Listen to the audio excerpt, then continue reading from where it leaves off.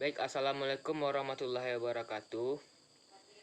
Kami dari kelompok 2 ingin mempresentasikan hasil dari diskusi kami terkait dengan materi etika profesi akuntan. Sebelum lanjut ke materi, alangkah baiknya kami memperkenalkan diri terlebih dahulu. Yang pertama dengan saya sendiri bernama Reza Alfajar dengan NIM 1804345. Kemudian ada rekan saya yang bernama Randi Dwi Putra dengan NIM 1804344. Selanjutnya ada Cindy Anggraini dengan NIM 1804381. Untuk materi yang pertama yang akan menjelaskan selingan saya sendiri, yaitu terkait dengan pengertian etika profesi akuntan. Sebelumnya, saya ingin menjelaskan pengertian etika terlebih dahulu. Etika sendiri berasal dari kata bahasa Yunani yang ethos, yang artinya adat istiadat atau kebiasaan yang baik. Etika ini mempersoalkan bagaimana manusia harus bertindak. Tindakan manusia ini ditentukan oleh bermacam-macam norma. Norma ini dibagi menjadi norma hukum, norma agama, norma moral, dan norma sopan santun. Jadi bisa dikatakan juga etika ini adalah cabang ilmu tentang apa yang baik dan apa yang buruk tentang hak dan kewajiban moral.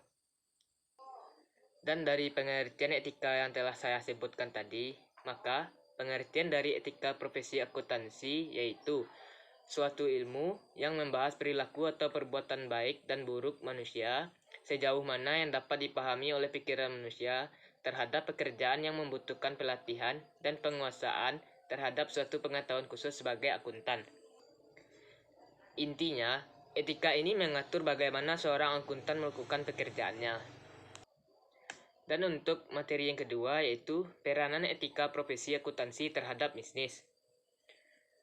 Menurut Richard D. George, bila perusahaan ingin sukses atau berhasil memerlukan 3 hal pokok, yaitu yang pertama, memiliki produk yang baik, yang kedua, memiliki manajemen yang baik, yang ketiga, memiliki etika. Jadi, bisa dikatakan etika memiliki peran yang sangat penting dalam dunia bisnis.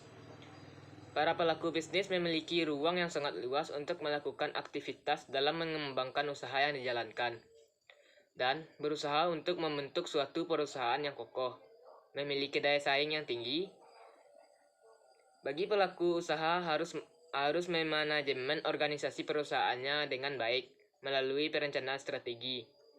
Sistem dan prosedur yang transparan didukung oleh budaya perusahaan yang andal serta etika perusahaan yang dilaksanakan secara konsisten dan konsekuen.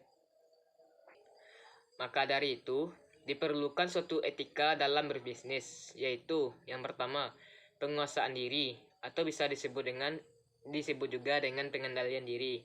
Yang kedua yaitu pengembangan tanggung jawab sosial.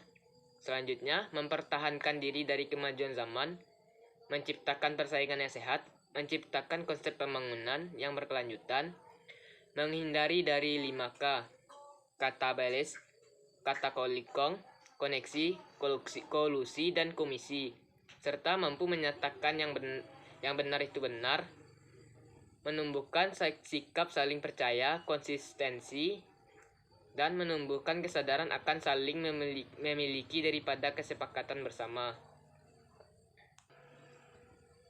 Dalam menjalankan profesinya, seorang akuntan di Indonesia diatur oleh suatu kode etik profesi dengan nama Kode Etik Ikatan Akuntansi Akuntan Indonesia. Kode Etik Ikatan Akuntan Indonesia merupakan tatanan etika dan prinsip moral yang memberikan pedoman kepada akuntan untuk berhubungan dengan klien, sesama anggota profesi, dan juga dengan masyarakat. Akuntan sebagai profesi memiliki kewajiban untuk mengabaikan kepentingan pribadi dan mengikuti etika profesi yang telah ditetapkan. Perilaku etika dalam profesi akuntansi adalah segala perbuatan atau tindakan yang harus mematuhi peraturan atau kode etik yang berlaku dalam menjalankan segala sesuatu yang berhubungan dengan kegiatan sebagai akuntan. Jadi, Bisa dikatakan etika profesi akuntansi ini memiliki peran yang sangat penting dalam dunia bisnis. Karena etika sangat diperlukan dalam berbisnis, dan seorang akuntan dalam menjalankan profesinya pasti mempunyai etika, karena akuntan tersebut telah diatur sesuai dengan kode etik. Mungkin sekian penyampaian materi dari saya. Materi selanjutnya akan disampaikan oleh rekan saya. Baiklah, saya akan melanjutkan materi selanjutnya, yaitu Kode Etik Profesi Akuntan menurut IFAC.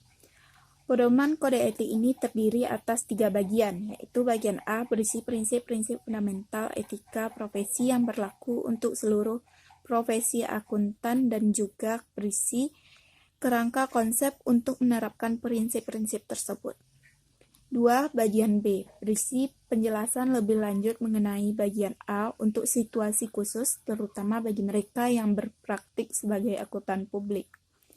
Yang ketiga yaitu bagian C, penjelasan lebih lanjut pada bagian A untuk diterapkan pada situasi-situasi khusus, terutama bagi profesi akuntansi, akuntan bisnis, atau akuntan manajemen. Materi selanjutnya yaitu kerangka dasar kode etik IFAC. Yang pertama yaitu ciri yang membedakan profesi akuntan, yaitu kesadaran bahwa kewajiban akuntan adalah untuk melayani kepentingan publik. Yang kedua yaitu harus dipahami bahwa tanggung jawab akuntan tidak secara eksklusif hanya melayani klien atau dari sudut pandang akuntan publik, melainkan melayani kepentingan publik dalam arti luas. Yang ketiga yaitu tujuan atau objektif dari profesi akuntan adalah memenuhi harapan profesionalisme, kinerja, dan kepentingan publik.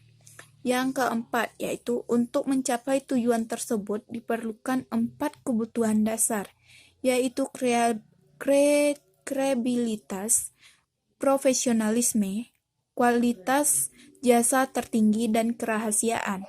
Yang kelima yaitu keseluruhan hal tersebut hanya dapat dicapai bila profesi akuntan dilandasi oleh prinsip-prinsip perilaku fundamental. Yang keenam yaitu prinsip fundamental ini hanya dapat diterapkan jika akuntan mempunyai sikap independen. Materi selanjutnya yaitu prinsip-prinsip fundamental etika IFAC. Yang pertama, integritas. Seorang akuntan profesional harus bertindak tegas dan jujur dalam semua hubungan bisnis dan profesionalnya. Yang kedua, objektivitas. Seorang akuntan profesional seharusnya tidak boleh membiarkan terjadinya bias atau di bawah pengaruh orang lain sehingga mengesampingkan pertimbangan bisnis dan profesional. Yang ketiga yaitu kompetensi profesional dan kehati-hatian. Seorang akuntan profesional harus mengikuti standar-standar profesional dan teknik yang berlaku dalam memberikan jasa profesional. Yang keempat yaitu kerahasiaan.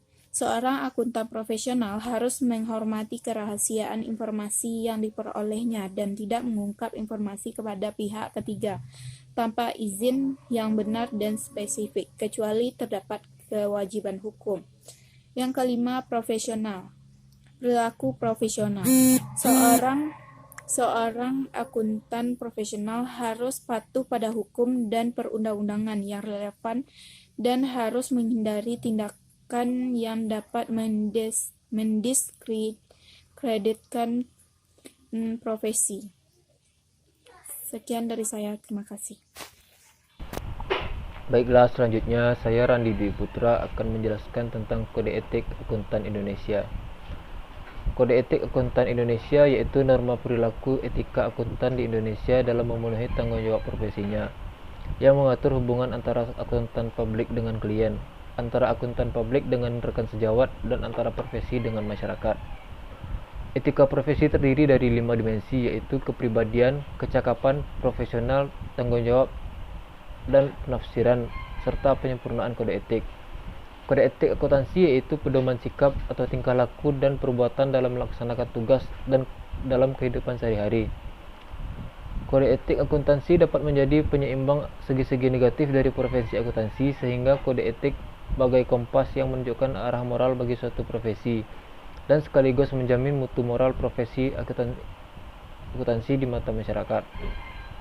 Dua sasaran pokok dari kode etik yaitu yang pertama, kode etik bermaksud melindungi masyarakat dari kemungkinan dirugikan oleh kelalaian baik secara disengaja ataupun tidak disengaja. Yang kedua yaitu kode etik bertujuan melindungi keseluruhan profesi tersebut dari perilaku buruk orang-orang yang mengaku dirinya profesional. Hal yang membedakan suatu profesi akuntansi dengan adalah penerimaan tanggung jawab untuk kepentingan publik. Oleh karena itu, tanggung jawab akuntan profesional bukan semata-mata untuk memenuhi kebutuhan klien atau pemberi kerja, tetapi juga bertindak untuk kepentingan publik yang harus menaati dan menerapkan aturan etika tersebut. Selanjutnya yaitu tanggung jawab akuntan pajak. Akuntansi perpajakan adalah bidang akuntansi yang mengkalkulasi, menangani, mencatat, bahkan menganalisa dan membuat strategi yang sehubungan dengan kejadian-kejadian ekonomi yang terjadi dalam suatu organisasi.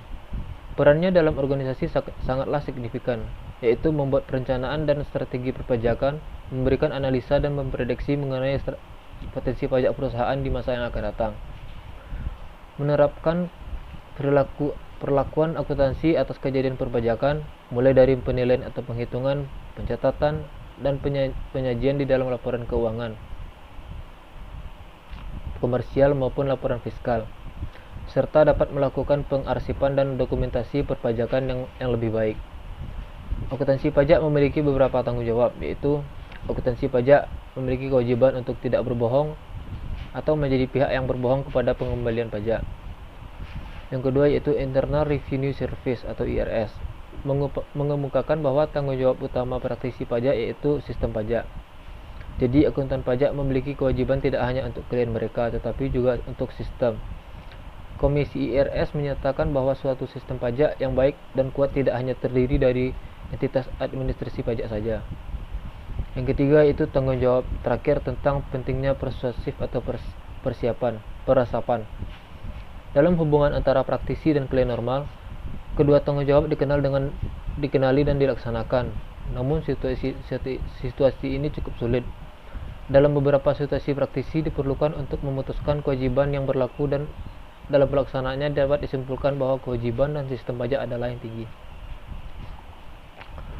Kode etik profesi akuntan publik adalah aturan etika yang harus diterapkan oleh Institut Akuntan Publik Indonesia atau IAPI dan staf profesionalnya. Kode etik ini menerapkan prinsip dasar dan aturan etika dasar profesi yang harus diterapkan oleh setiap individu dalam kantor akuntan publik atau KAP. Untuk tujuan kode etik ini, individu tersebut selanjutnya disebut praktisi. Anggota IAPI yang tidak berada dalam KAP atau jaringan KAP dan tidak memberikan jasa profesionalnya seperti tersebut di atas tetap harus memenuhi dan menerapkan kode etik ini. Kode etik profesi akuntansi pemerintahan. Menjalankan pemeriksaan sesuai dengan standar pemeriksaan keuangan negara. Yang kedua itu memenuhi kode etik pemeriksaan, lalu melaksanakan sistem pengendalian mutu. Selanjutnya itu pemeriksaan tidak mempunyai hubungan pertalian darah ke atas, ke bawah, atau senada sampai dengan derajat kedua dapat cekuang. Selanjutnya yaitu pemeriksaan tidak mempunyai kepentingan keuangan, baik secara langsung maupun tidak langsung dengan objek pemeriksaan. Selanjutnya itu pemeriksa tidak pernah bekerja atau memberikan jaksa kepada objek pemeriksaan dalam kurun waktu 2 tahun terakhir. Pemeriksa tidak mempunyai hubungan kerjasama dengan objek pemeriksaan. Dan yang terakhir yaitu pemeriksa tidak terlihat baik secara langsung maupun tidak langsung dalam kegiatan objek pemeriksaan, seperti memberikan asistensi, jasa konsultasi, pengembangan sistem, menyusun atau mereview laporan keuangan objek pemeriksaan. Materi selanjutnya yaitu dilema etika yang dihadapi profesi akuntan. Dilema etika merupakan suatu situasi yang dihadapi oleh seseorang di mana ia harus membuat keputusan tentang perilaku seperti apa yang tepat untuk dilakukannya. Pandangan mengenai dilema etika yaitu dilema pada pelaksanaan tugas sebagai akuntan publik merupakan masalah sulit di mana pada kondisi tersebut mengharuskan akuntan publik menentukan pilihan antara dua kemungkinan yang sama-sama tidak menyenangkan atau tidak menguntungkan. Dalam hal ini berarti situasi tersebut sulit dan membingungkan. Menentukan masalah atau dilema etika dan melakukan tindakan yang tepat ada beberapa langkah, yaitu yang pertama, dapatkan fakta-fakta yang relevan. Yang kedua, mengidentifikasi semua isu etika dari fakta-fakta tersebut. Yang ketiga, menentukan siapa atau bagaimana karyawan dan stockholders yang dipengaruhi oleh dilema tersebut. Yang keempat, identifikasi alternatif yang tersedia bagi orang yang harus memecahkan dilema. Yang kelima, kita harus mengidentifikasi konsekuensi yang mungkin timbul dari setiap alternatif yang dipilih. Lalu yang terakhir, buatlah keputusan yang tepat. Mungkin sekian dari saya. Assalamualaikum warahmatullahi wabarakatuh. Sekian hasil dari presentasi kelompok kami. Saya sebagai perwakilan dari rekan-rekan saya, mohon maaf jika ada kekurangan atau kesalahan kata, karena di sini kami juga masih sedang belajar. Saya akhiri dengan Assalamualaikum warahmatullahi wabarakatuh.